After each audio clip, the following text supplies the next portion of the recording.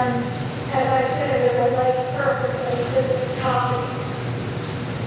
It helps the idea of gratefulness, and then now even breathing gratefulness is important to me. It helps me overcome my feelings of worthlessness, and as a result, then feeling sorry for myself. I knew this wasn't a good thing, but I didn't know how to let go of it because it had been a part of my life since childhood.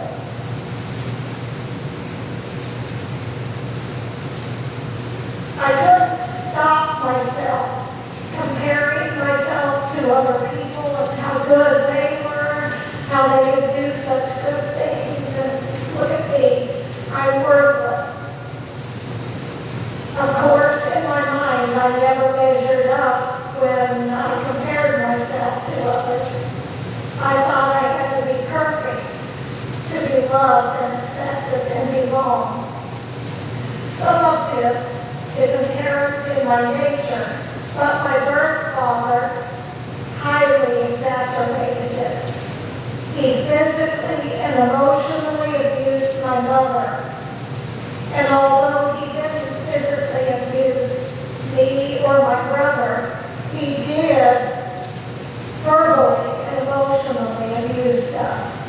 I was afraid of him. Combining this with watching him abuse my mother, I felt like I was no good. It caused me to be very shy around people. Who would want to be my friend? I'm worthless. My mother, by the way, was a counteraction to this. She was a very strong, loving, faithful woman. She was raised in the church, and she taught me from a young age. My earliest memory is sitting on her lap in the rocking chair and her reading scriptures or Bible stories to me. So thankfully I did have her to counteract what my birth father had been doing.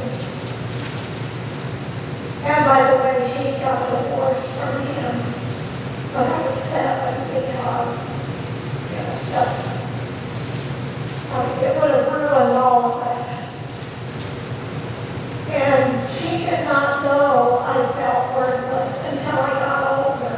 Because when I was younger, I didn't think to tell her about it, or I'm sure she would have worked with me on that.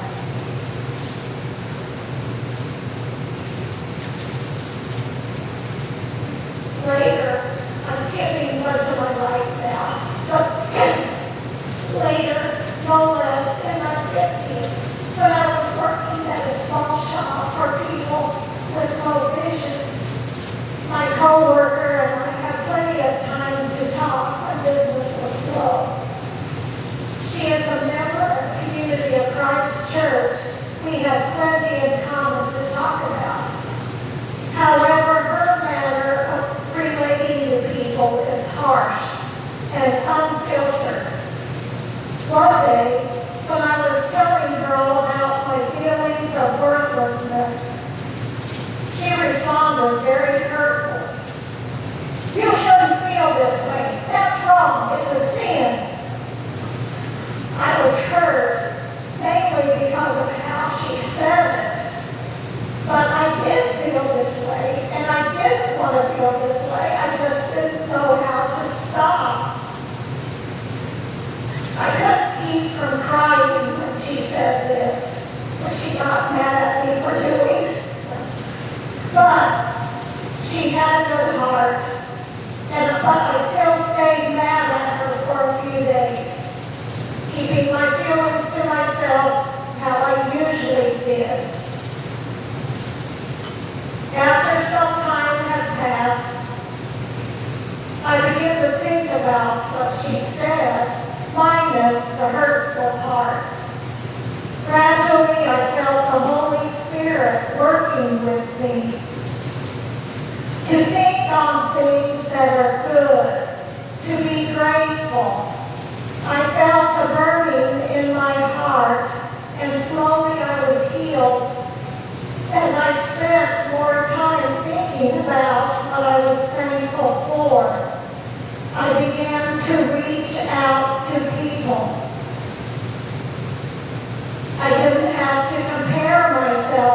others, now I could be happy for the good things that happen to them. I began to realize, this was a slow process, but all of a sudden I realized I'm not spending my time thinking about the glass being half empty. I'm looking at life with the glass half full. So the whole way of my life was changed. I began to be happy. I began to see the good in others too, because I didn't have to compare myself. I began to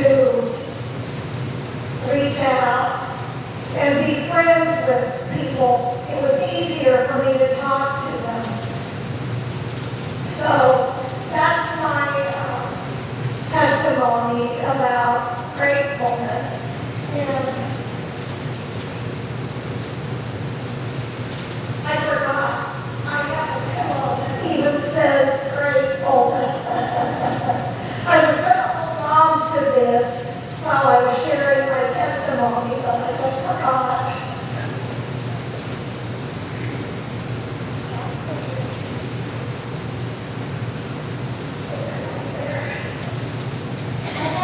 I have two of those pillows so I can put them in different places of my house to remember.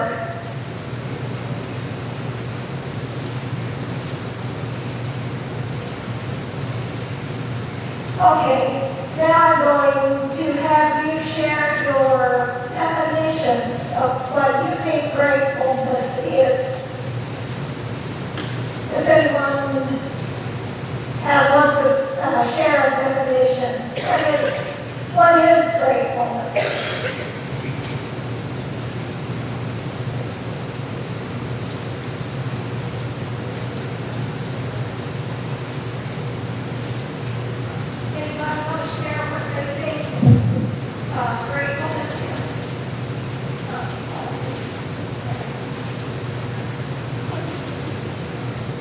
Someone always has to be first. Well, that was part of why I was going to have to raise my hand. Like, well, I have an idea. Well, for me, gratefulness goes into thankfulness. You look at what you have, you're thankful for what you have, and you try to look to those things that you are grateful for and thankful for, even when things are going awry, because that's not going to last. And while you may play the woe is me, I've done it plenty of times where, why is this happening? You have to think of the things you are grateful for, you already have, and outweigh that.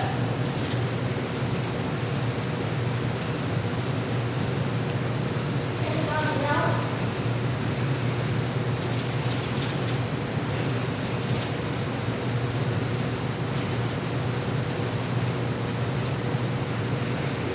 Thankfulness, what comes to my mind as well. And what happens to me quite often is just throughout my day, things happen. And I don't say the words grateful, but I say, sometimes when I wake up in the morning, not every day, I'm very happy that I woke up and that I have a day ahead of me. I have a little bit of a drive 3 days a week going to the summit to take care of Reese after school. And I enjoy that because I get to listen to Christian radio. And sometimes I pray. And there have been so many times when a song has come on that answers a problem that I have or something I'm concerned about, or they have shared a testimony on this Christian radio station of something that is important to me that God is praying about. And so I'm grateful that there are so many times during the day, it's not just when I pray, there's so many times during the day that something happens. At Reese's house one day, and I was really sad because I've been having some problems with a relationship didn't realize I looked sadly. And Reese had a little sticker that had a picture of a happy face and a picture of a sad face. And he pointed at the sad face and then he pointed at me. And I felt terrible. I said, no, every time I come here, I'm happy. He said, you're happy? He went there and said, yes, because he makes me happy. He is such a sweet, loving, happy boy that I feel blessed to be around him. So those are, I just feel throughout the day, you can find those moments of gratefulness.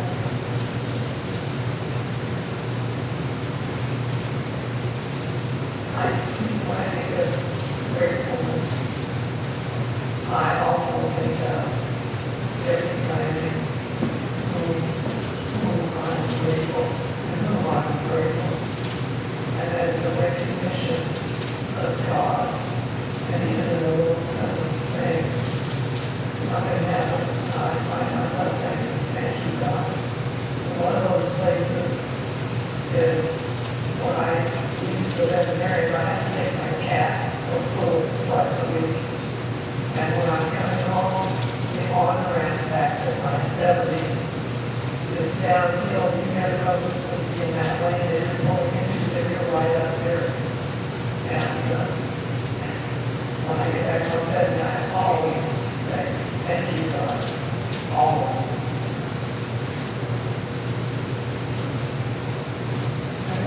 Never thought, I don't know if it is really thought much about definition of gratefulness.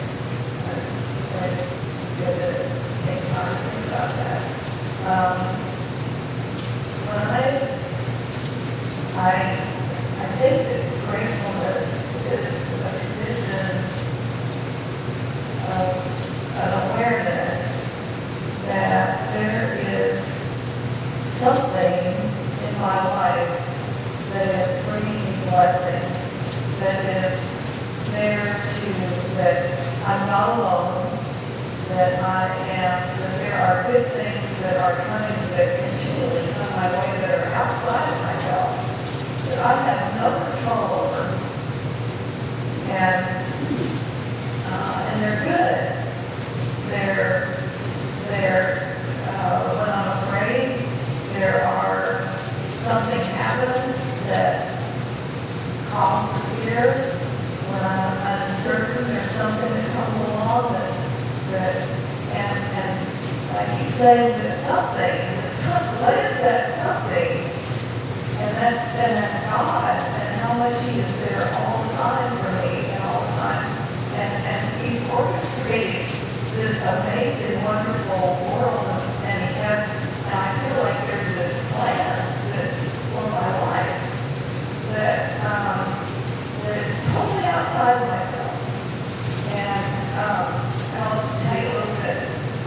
And it wasn't a realization about in 2021. I've always liked art, and I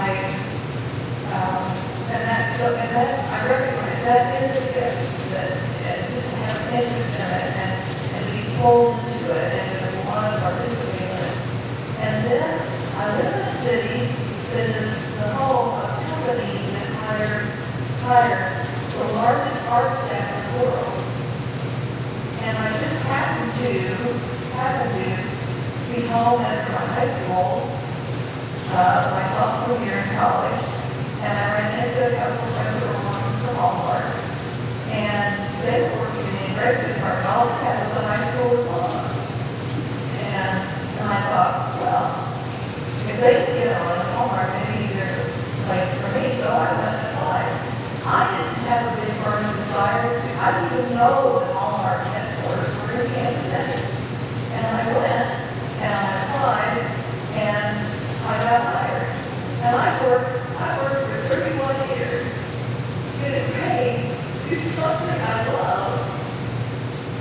And I get all trained up in doing realism work and copying a lot of other people's styles. So it was just, it was a whole career of learning about art, something that I love. And it wasn't until 2021 that I I haven't gone to an artist who is a Christian artist, a contemporary realism artist. And I thought, and I loved his work. And I thought realism was just passe. Everybody liked impressionists and modern and abstracts and all that. And he did beautiful things. And I thought, well, I'm about halfway there. I know I can do the kind of work that I would like to do, the kind of work that he does, and bless my city, and show off my city in beautiful ways, and take moments in time. And I realized then there that God had entered into my life. He had given me the skills I had. He gave me my Hallmark career, and now he's telling me, I want you to paint. I want you to be in the studio all the time and yet become as good as you can be for my glory and for the kingdom here. And so, what is that all about? You know? It's gratitude that I had nothing to do. He put me here. He gave me all of this. And what am I going to do except say, thank you, Lord. Thank you. Thank you for all of you who shared. I think we could go one more. Maybe we'll hear from you in a little while. I looked up a definition of gratitude. This comes from the Latin gratis. It's a sense of happiness and thankfulness in response to a fortunate happening or tangible gift. But I think it's more than that. And it touches on what Cassie said. It's a way of life, not just when something's going well and you're happy about it, but even through trials, you can still have a sense of gratitude. Yes, God does tell us to give thanks in all things. There are 3 types of gratefulness. The first one is personal. You can be thankful for what you have or what has been done for you. And then there's interpersonal gratefulness. And that means what someone has done for you. Like often in our lives, people do something for us that we really appreciate. In fact, it's all the time people are doing things that we should appreciate. And the most important is the higher power, is what they called it in the information that I found. But we know it is God. It's a positive response to experiencing God's goodness and grace. This changes how we live our lives. We want to follow God. We love Him because He first loves us. And He has done so much for us that we have much to be thankful for. So we want to live our lives in according to His will. I have some studies. I'll just take a short time to go over some of the studies.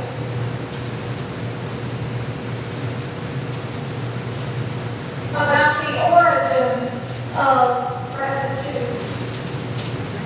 The paper that was written suggests that it's evolutionary in our bodies, that it's built into our brain system and our DNA. But of course, we don't believe that it's evolutionary. God is in all things and through all things. He is our creator, and He wants us to be close to Him. So He built into us the need for gratefulness. I really feel like that He did build this into us for a reason. He wants us to remember Him, to be close to Him. Anyway, the scientists think that gratitude has arisen as an evolutionary adaptation. They've done research on primates, such as chimpanzees, who often show gratitude towards humans by hugging a caretaker after being brought inside from the brain, for example. And there are some primate social groups who rely on intricate reciprocal exchanges, which they say is a form of gratitude, such as sometimes chimps are more likely to share their food with another one who has groomed them earlier. And even species as fish, birds, and vampire bats all display what is termed reciprocal altruism. I thought these were interesting. They will initiate a behavior that helps another unrelated individual, even at a cost to themselves. The emotion of gratitude has been selected, they say, to regulate human response to altruistic acts, and that the emotion is sensitive to the cost-benefit ratio of such acts. But I think God built it into us, not for what we can get from being grateful, but because we love Him and it helps us get along. I think it can help us even build Zion by being grateful, by practicing it.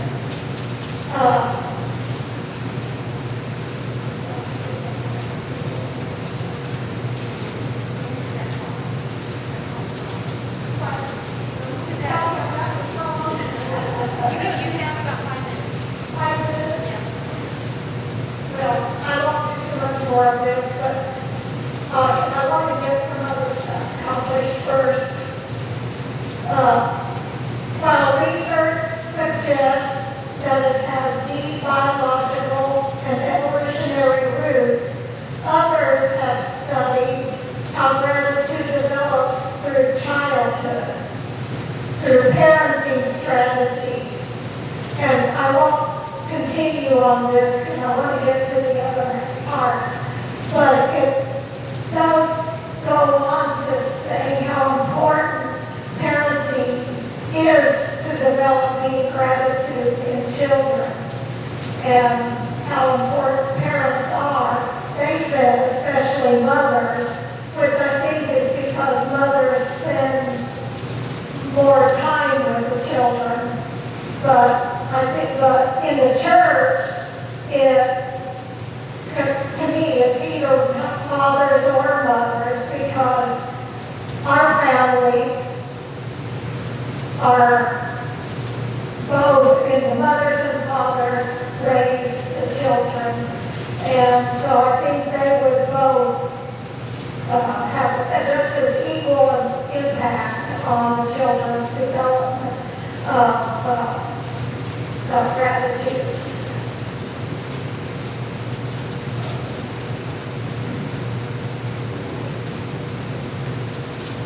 I have some activities that I want to show you about practicing gratitude that you can do at home. The first one is journaling. And this is a book that I got when I was homeschooling our two boys, and it's put out by the Sunlight curriculum. But it's a journal, and it doesn't matter, you could just use notebook paper. And what I read was the best thing to do is do it once or twice a week, maybe 3 times, so you don't burn out. And then be specific when you're writing something you're thankful for. Instead of listing just one word, write out exactly, describe what you are thankful for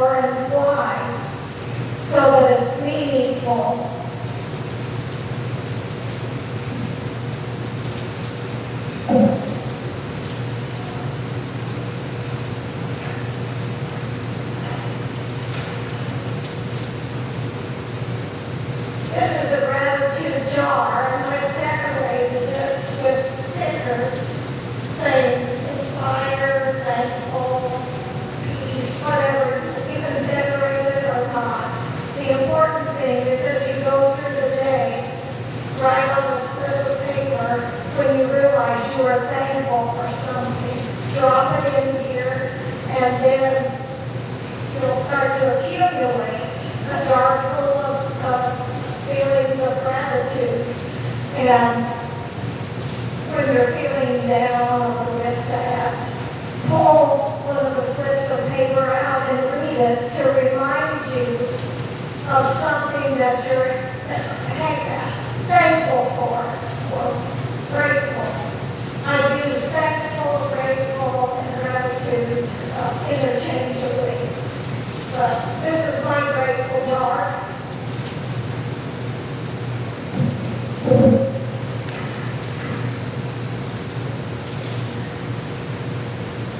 I have a grateful rock around here somewhere, but I don't know where it went. You might wonder, how can a rock help you remember to be thankful?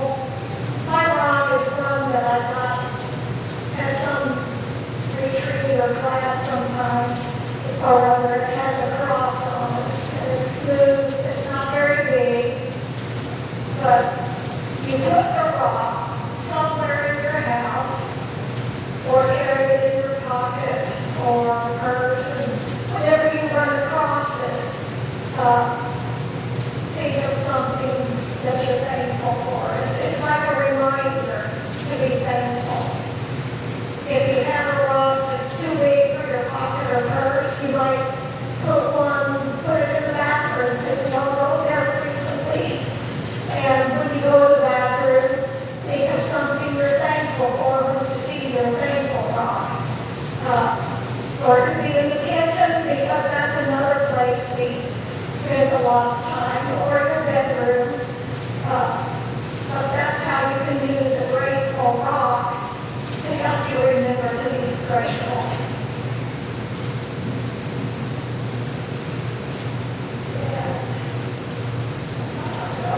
But this is a box to help you with interpersonal gratefulness. And I've got 2 more boxes over there on the table and some pieces of paper and pens. And what you do with this, if you want to do it at home, you think of someone that's done something for you or special in your life that you want to tell them that you're thankful for them and what they've done for you. And it always be specific. Don't just say I'm thankful for you, but tell why. But what we're going to do with this one and the 2 others over there, one is for BJ, and I know she would have loved to be here, as well as Lois Lowe, and then Esther Miller, who's in Oklahoma and couldn't come to the retreat. She dearly wanted to be able to. There will be one for her, one for BJ, and one for Lois. And throughout the weekend, it's on the table over there, if you would like to write to them on a piece of paper, hold it up and put it in the box, and then I will give the box to BJ and Lois, and I'll mail it to Esther. So I thought that would be, when I read this, I immediately thought of those people who would not be able to be here, but who would like to, you want to put that right?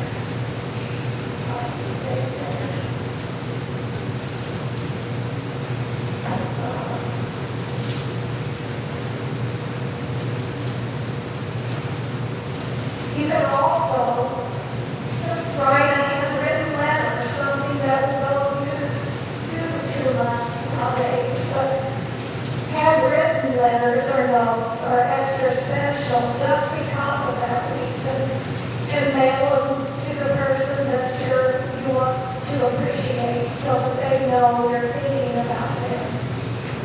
And then meditation is another. Just thinking about what you are thankful for.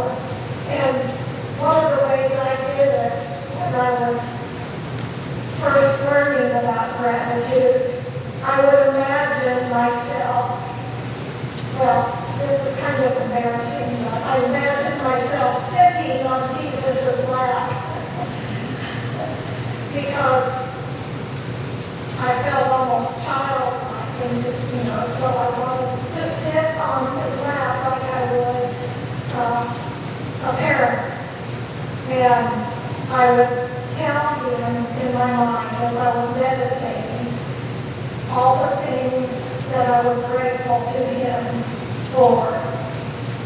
And I spent, some days it was maybe 5 minutes, sometimes it was longer. But that brought healing to my heart as I sat on his lap in my mind and told him what I was thankful for.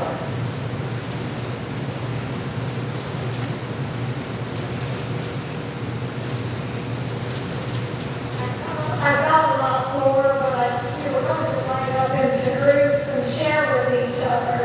But maybe we can do that tomorrow instead, because I don't want to take away Connie's time. So, and then I have a lot of other things to go over as background, but I won't do that now.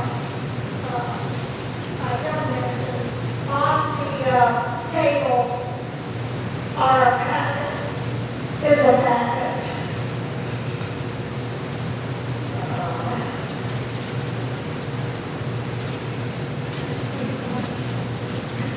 I got one here. I didn't realize on the first page, big gratitude. When I did some of them in yellow or another light color, they didn't show up. There's one after the green one where it says, no matter what yesterday was like, birds always start the new day with a song. Under that, you can't read the first part of it, but it says, kindness is free, sprinkle it everywhere. And in some of the background information that I have, it said, gratefulness inspires kindness. So I thought that one was appropriate. And then there's a yellow one in the middle that it says, live with a grateful heart. That one didn't show up very well. It says what? Live with a grateful heart. I think the rest of them you can read okay. But then on the second page of this are a few scriptures that what the Bible says about gratitude. And the Book of Mormon and the Doctrine and Covenants scriptures talk about why we should be grateful to God. So I thought that might be something to reflect on. And the next page is some gratitude writing tips, such as be specific, which I talked about already. Who, what, when, where, why. Go for depth over breadth. In other words, put in details and don't worry about numbers. Get personal. Spend more time thinking about people that you are grateful to. And they suggested trying subtraction, not just addition. What would the negatives be if the positive wasn't in your life? And I have never thought about that before, but it was intriguing to me. Savoring surprises. In fact, this morning at the prayer service, when James and Aria said a prayer, it was a special surprise for me, although I should have known better because they're such good prayers. But Aria prayed for Violet, who needed special prayers, and that really touched my heart. When they talk about savoring surprises, they also mentioned in the study that often we tend to get immune to these special things in our lives because we just go about our daily lives. But when we practice gratitude, it helps us to savor the special things. Good things are gifts.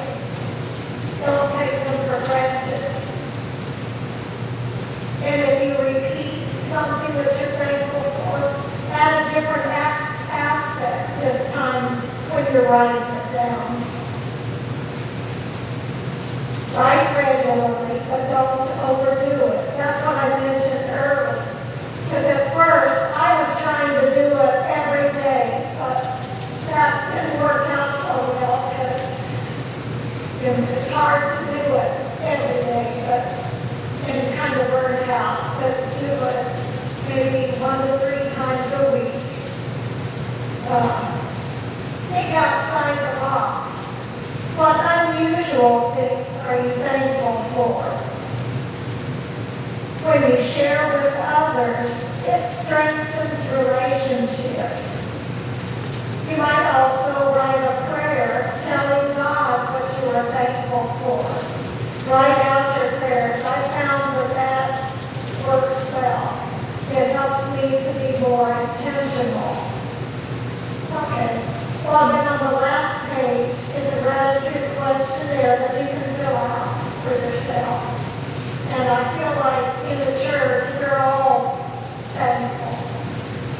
We have more practice at it, but in society as a whole, they're usually only thankful when things are going well, and it's not a way of life. But for us, I think it is more of a way of life. Breathe gratefulness.